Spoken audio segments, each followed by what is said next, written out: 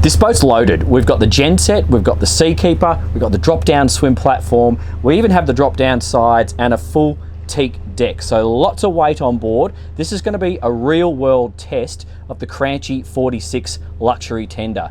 If you're interested in the pricing, I've left it in the description below. If you want to see a detailed walkthrough, watch to the end and I'll link to that as well. My name's Dan Jones. You're watching Dan's Boat Life. Join me, let's have some fun.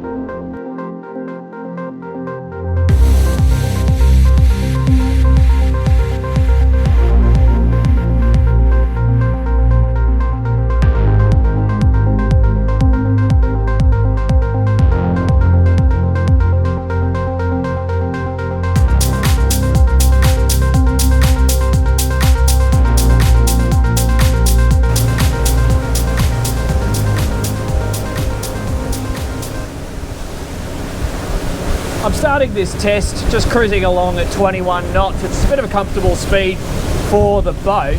Now she's 13.5 ton light ship and you've got 1,500 litres of diesel capacity and another 300 litres of water capacity. And the first thing that really strikes me on this boat is the amount of beam. You really do feel like you are on a bit of a monster compared to just some of the other luxury med day boats I've been testing only the other day. So right now we're doing 2,700 revs. We've got 480 horsepower Volvo IPSs and we're getting 21.5 knots. I'm just going to put her into a bit of a gradual turn. One of the things I always pay attention to is the heel angle, and on these IPS powered boats, particularly with this hull style, she's quite manageable. Now, what do I mean by that? This boat is not going to chuck you into an aggressive heel angle that you and your 15 friends, actually 20 if you want, are going to find uncomfortable. It's just not going to do that. This boat is high capacity, good fun day boating. So I'm increasing the revs there up to 3,000 now.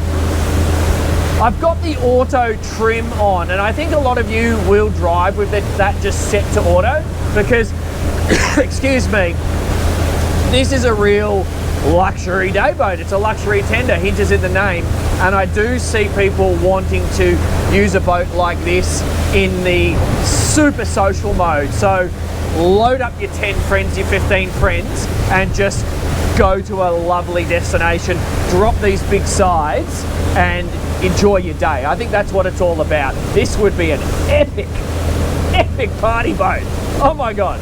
Anyway, we're here to talk about the performance. We'll get onto the party and the walkthrough. So that speed right now is 24.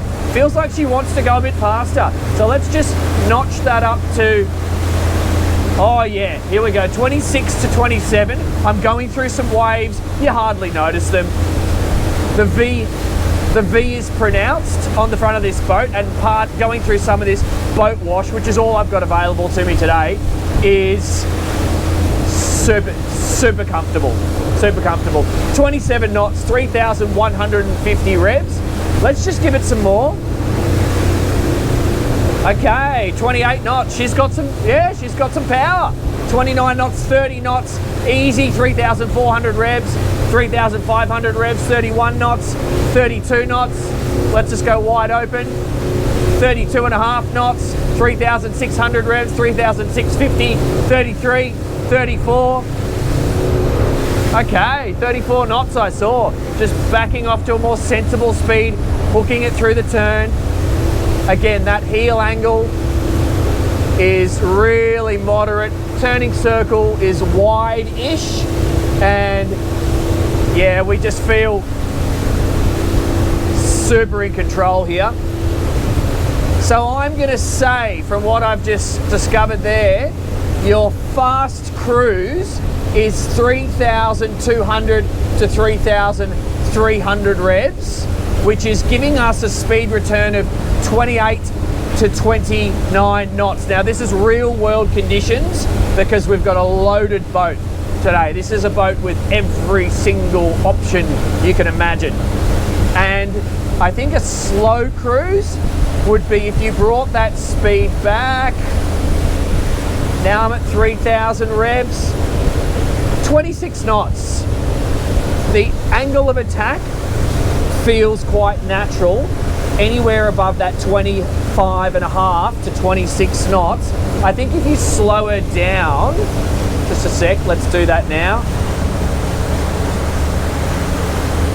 Yeah, it's perfectly doable at 23, but I think it feels better at 26. The hull's just boogieing a lot more now. Let's turn that trim assist off and just see what happens there. And we'll raise the bow. And look at that. See, my wash has just moved considerably aft. So those interceptors were really doing a bit of trimming just there. And I think, I'm just sitting there at 25 knots. I think in flat water, you might actually turn that trim assist off, guys. You know, she's a big boat, this. She's a big, capable, sturdy boat. And on a day like we have today, I'd probably drive it without the trim assist. Fuel flow, yeah, it uses fuel. You know, I don't think it's really even worth talking about on a boat that's over a $2 million boat with all of these options. So, you know, the kind of people who are going to use it, they're just going to blast across the harbour. They'll use 50 to 100 litres of diesel max for a really, really fun day. In the scheme of things, that's just nothing. It's just absolutely nothing. So let's just slow the boat down.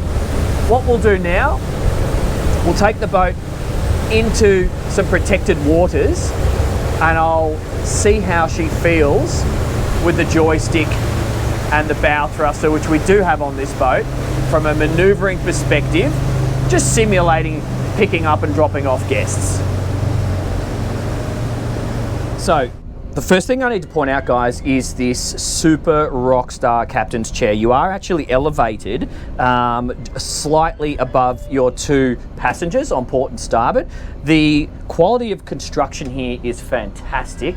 The leather and silver text with the stitching, it's just super bougie, really, really just attractive to look at. But in terms of an operational perspective, it does kind of hug your bum. You got a little bit of lower back support here, and then the transition from sitting to standing is not too bad. It's quite easy, and you do have a good amount of space or volume here if you want to stand and drive. And it's worth noting that this seat actually electrically goes up, down, forward and aft.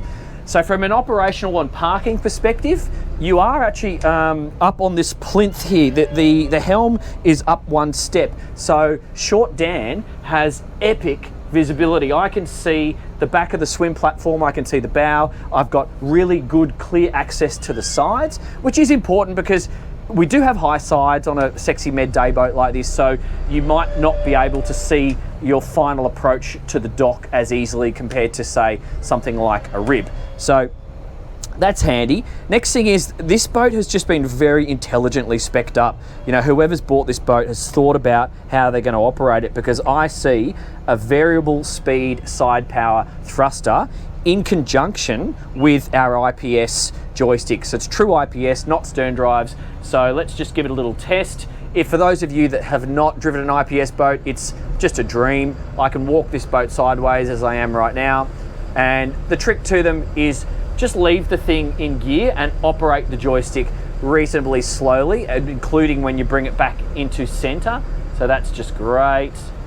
And it is always worth testing an IPS drive boat and to see how it responds on the hull it's been matched with, because some boats, particularly the lighter boats, will kind of rock around a little bit left and right, and they'll have this funny motion when you try to side slip in towards the dock, which just makes your job a little bit harder. This one with the 13.5 ton of beam, the big over 13.5 ton of displacement and over 4 meters of beam. That's what I was trying to explain.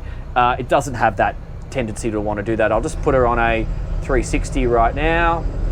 And so if you had just needed that little bit of assistance, or if you were at the dock and the bow started to catch you with some wind, because we would have a little bit of windage with these high sides, you can just tickle it up with your variable speed thruster There we go, I've got that running now. And listen to that. So actually I'll just do the thruster only so you can listen to it. So now you might be able to hear that. I've got it on slow speed, and then I can increase all the way up to the max speed there. So isn't that wonderful? And let's just stop the rate of turn there. I'm a fan of these electric variable speed thrusters because you can just sit on the thruster and just give, you know, a few horsepowers one direction or the other to hold the boat into the dock. Very cool. So from an operational perspective, adjustable wheel, throttle at hand, joystick in a sensible position, side power thruster, easily accessed with your right hand. This is super cool. I've never seen anything like this in terms of the design of the switch panel. We'll talk about that in the walkthrough. But from moving around, if you were operating this in a true tender function, or if you're just operating it as a sexy med day boat for you and your mates, which I suspect a lot of Sydney people will, you're going to find the operation of this boat super simple as a solo driver. Really, really cool. I like it. So if you liked how she performs, you're gonna love the interior on this boat. There's some really, really unique features and some super bougie Italian styling. That's gonna be a separate video to this, coming up on the screen right now. I'm also gonna talk about some of the competitors, some of the other boats you should perhaps consider if you're into this Cranchi 46 Luxury Tender. Thanks, guys.